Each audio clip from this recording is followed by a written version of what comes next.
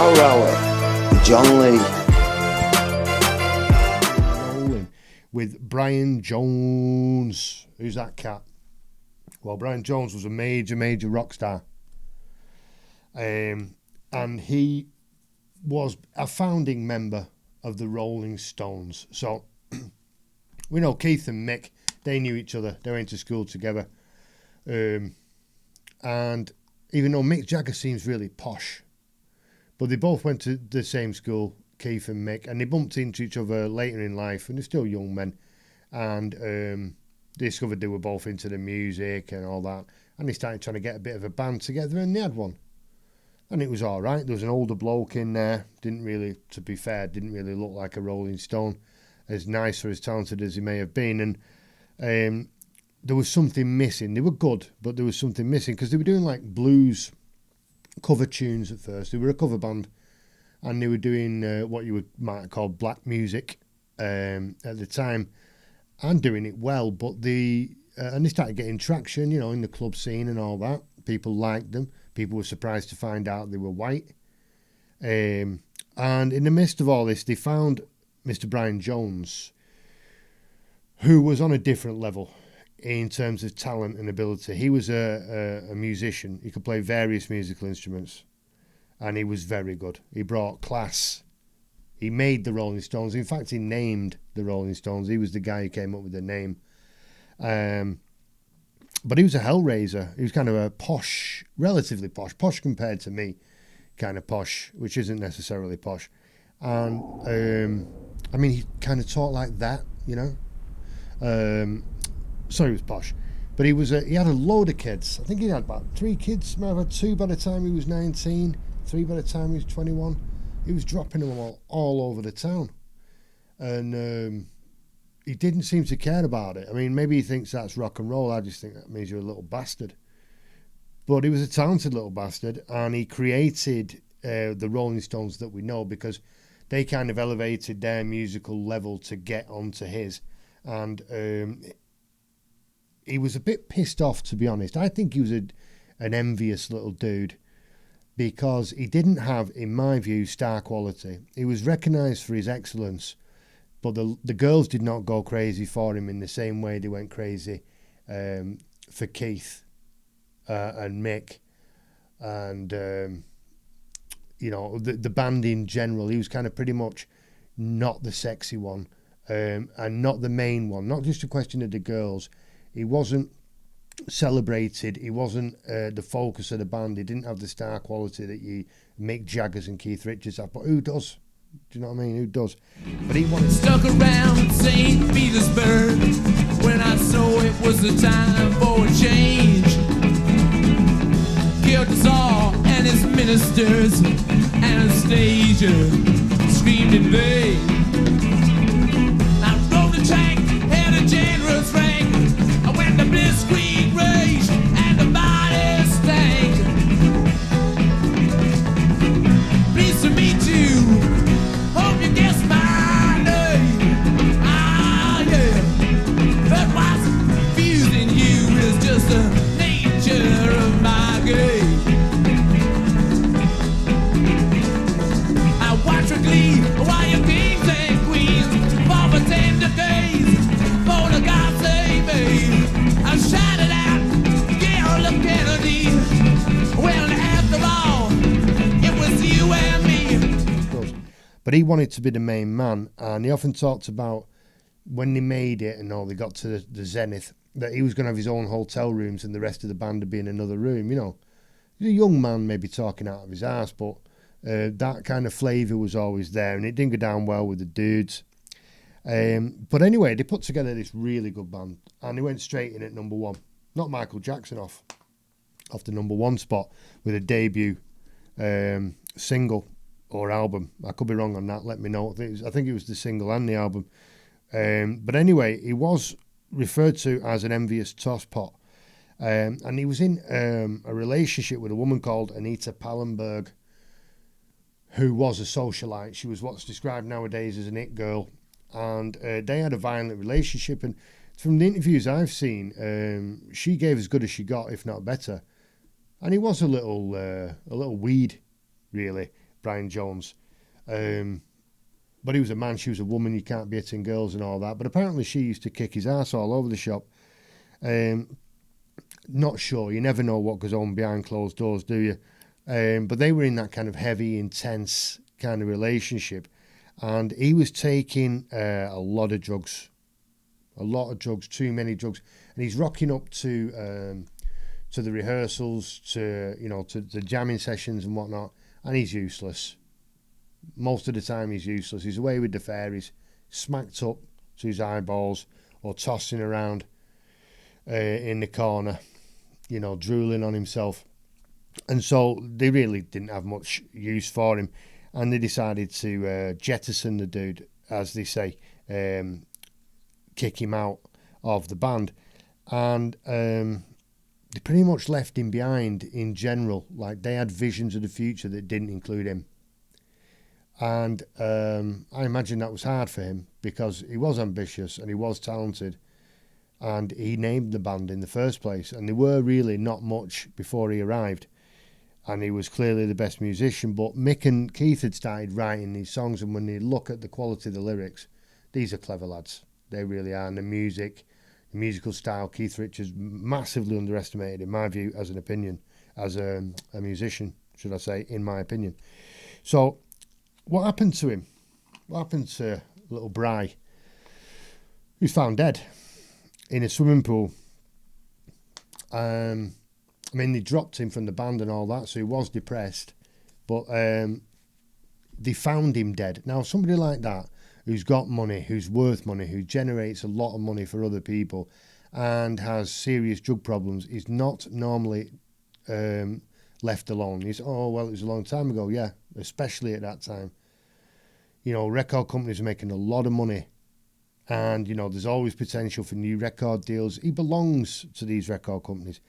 So the idea that he was left alone long enough to drown in a swimming pool and sink to the bottom on a drug overdose is... I can certainly understand why people were asking questions at the time, and now, and it's actually an issue that's hotting up more and more, what happened to Brian Jones, because the testimonies don't add up. There was no real kind of investigation about it. It's just, he's in the swimming pool, yeah, OD, maybe a suicide at best, but we won't investigate it. Apparently, one of the guys who worked on his estate, he had a full estate. It wasn't a flat.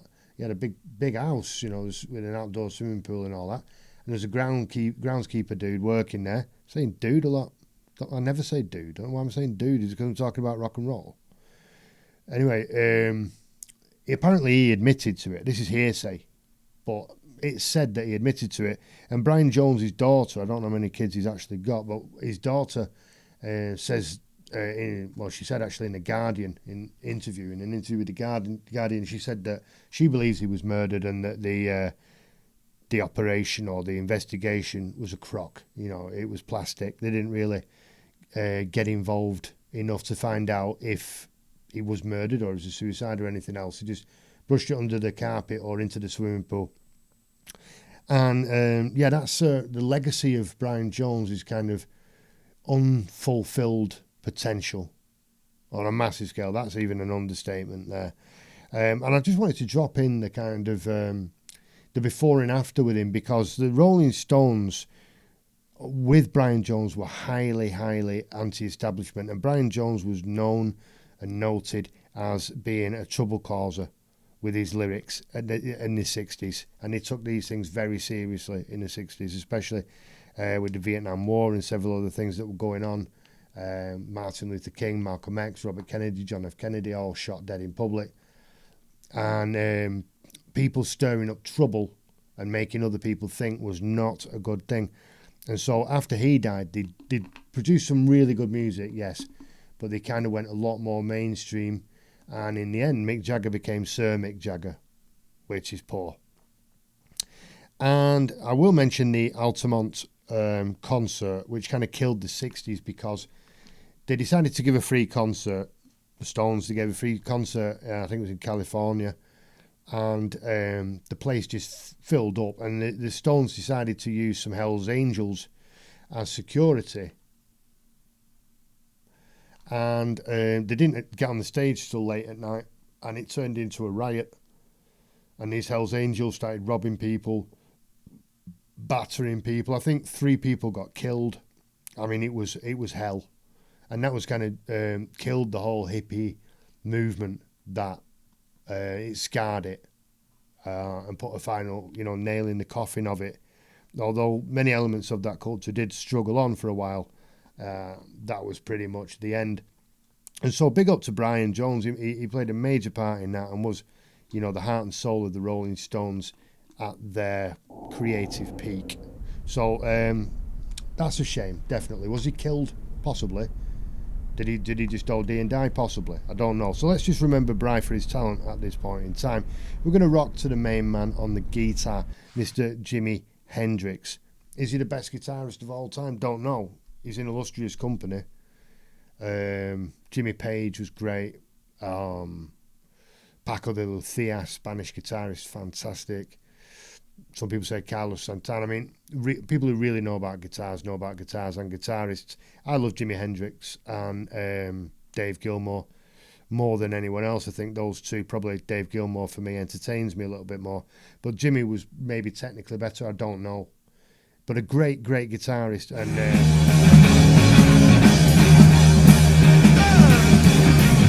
I'm going on so. Way down, walk and be free. Ain't the one with a family. Ain't no hangman boy. You can put a rope around me. Yeah, you better believe, baby.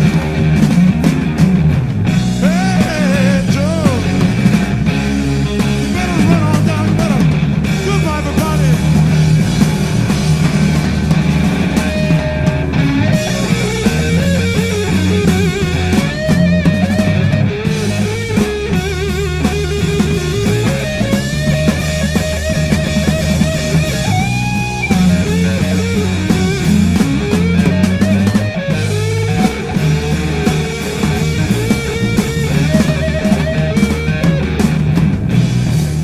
guitarist. And I forgot to mention Bry's hits. So Jimmy's main 2 that I chose were Watchtower and Hey Joe. Love those tunes.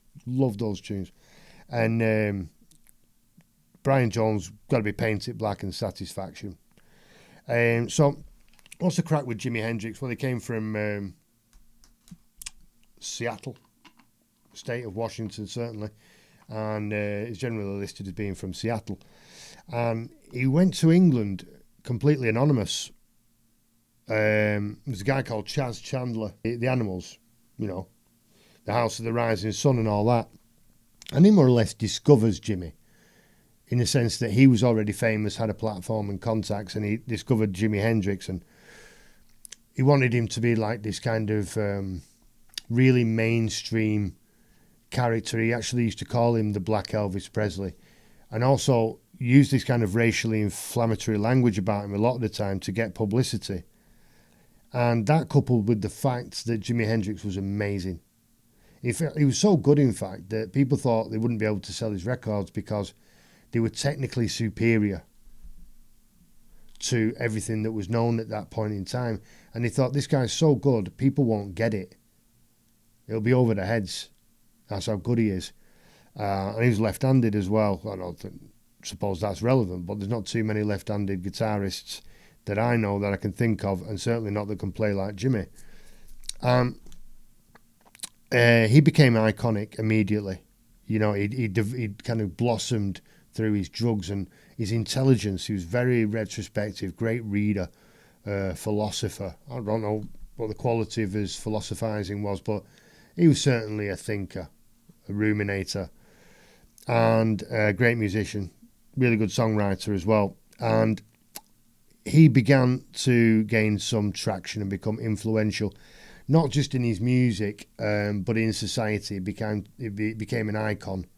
And this was at a time in the 60s when, Martin Luther King and Malcolm X got blasted. And the Black Panthers were all over the place. And the Nation of Islam, Muhammad Ali lost his title. The blacks got the vote. A lot of people weren't happy about that. This was racially tumultuous, to say the least. And Jimmy came into that with a tremendous amount of talent and colour and power and flavour ignore me. Fucking try and ignore me, you know. And they couldn't. And so people started to flock to him, black and white, especially whites. Well, both, but white people love Jimmy as well. It's just so good. It's got nothing to do with race, I think. But the FBI put him on a watch list as a potential, trouble causer in society because people were following him, and he started to have opinions in his lyrics and in his interviews. And J. Edgar Hoover personally, of the J. Edgar Hoover building, the founder of the FBI, he personally put this guy on a list and wanted this guy dealt with. And there are documents to show that. And Jimmy started openly sympathising with the Black Panthers, who were listed as a terrorist organisation, but exercised their Second Amendment rights to carry guns around and scare people to death. And so when Jimmy started affiliating himself with them, as with Muhammad Ali and the Nation of Islam, that did not go down well at all with the powers that be. Now, there you've got, some pretty powerful organisations around you there. You've got the FBI and the Black Panthers in your mix. And he also had this really strange and mysterious manager called Michael Jeffrey, who was definitely connected with the mafia. He was seen by loads of people with the mafia. He seemed very close to them, very comfortable to them, with them, and they with him. And so that raised a lot of alarm bells. He was ex-military. He was ex-military intelligence, in fact. Very shady background. How does this guy end up managing Jimi Hendrix? How does he get into the music scene, and why? Totally doesn't look the part at all. And he's hobnobbing with the mafia dons. He's also, he's English, not fucking around. He's over there with the American mafia, and he's also in bed big time with MI6. And what was he doing? He was spying on Jimi Hendrix. He was sabotaging him. He was putting people close to him to spy on him, listen to him, influence him, report back to Michael Jeffrey, who was working with MI6, friendly with the mafia. Really, really shady, dodgy character that nobody liked and nobody trusted, and they were quite right. And so Jimmy finds himself, he's taking a lot of drugs, rock and roll star, but he took uppers, he took trips and, maybe some amphetamine, few lines of coke, definitely. And that was his speed, really, really, really into the trip scene. In fact, there were trips around when we were growing up and I didn't touch them, And they were called Jimi Hendrix because he was synonymous with trips, with LSD. And if I had taken him, I would have taken about 180 in 2 weeks with my man Johnny, but I didn't. And anyway, Jimmy decided to predict his own death. 3 months before his death, he was saying that he was going to die.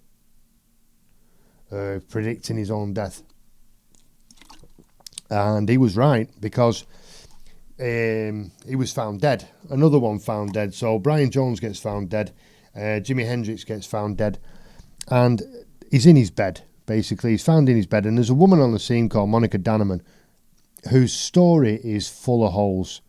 Because she says that she found him in bed, fully clothed and all that. He's apparently died of an overdose. She's giving him the kiss of life. She's doing all these kinds of stuff.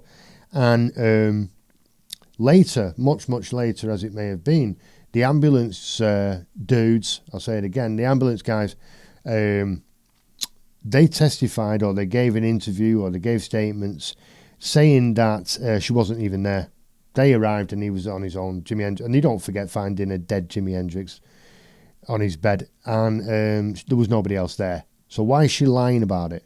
Why is she putting herself there at the scene when she wasn't? Or was that not the scene? It raises so many questions on its own. And also his lungs were filled with red wine. You can drink red wine without getting it in your lungs. But when liquid goes down the wrong way, you know what I mean? And that will go, that's because it's going into your lungs, it's going down the wrong pipe. So it looks like that was forced down his lungs, and he drowned. And you can drown on, they always say you can drown on a teaspoonful. I don't know whether that's true or not, but you can certainly drown on wine if it's poured into your throat, in a kind of Guantanamo Bay style. And so normal drinking wine doesn't put it into your lungs, in my experience, and I've got plenty. And so the media came out calling him a heroin addict. And of course, people around him said, no, Jimmy wasn't a heroin addict. He was into his trips and his cocaine and his weed. You know, his party drug Bill. You know, he wasn't into his gear, as we call it in Manchester. He wasn't into his heroin. And they all came out as though they knew something when they didn't. And then you've got to say, why? Well, to sell papers, maybe, yeah, but why heroin?